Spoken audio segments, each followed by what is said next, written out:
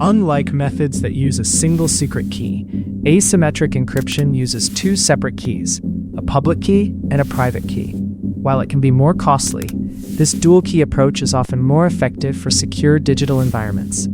The process is a strategic chain. Often a public key is used to encrypt the data, but a private key is strictly required to decrypt it. This private key is only given to users with authorized access, ensuring that even if the public key is known, the data remains protected. Why choose the complexity of asymmetric encryption? It eliminates key distribution needs. It eliminates the necessity for a secure key distribution mechanism because public keys can be openly shared. It simplifies management. Each entity has a unique pair of keys, which simplifies the complexities often associated with managing secret keys. It provides non-refutation.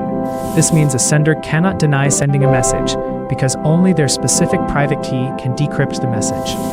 It enables secure communication with untrusted parties.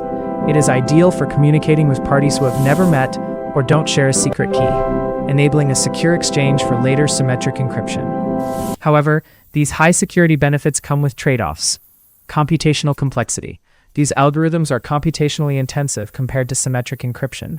This can lead to slower performance, especially when handling large volumes of data. Longer key lengths. To achieve the same level of security as shorter symmetric keys, much longer keys are required. This can significantly increase the total size of your data and messages. Asymmetric encryption is the backbone of secure internet communication, trading speed for massive flexibility and trust. If this deep dive into asymmetric encryption helped you, hit that like button and subscribe for more cybersecurity essentials.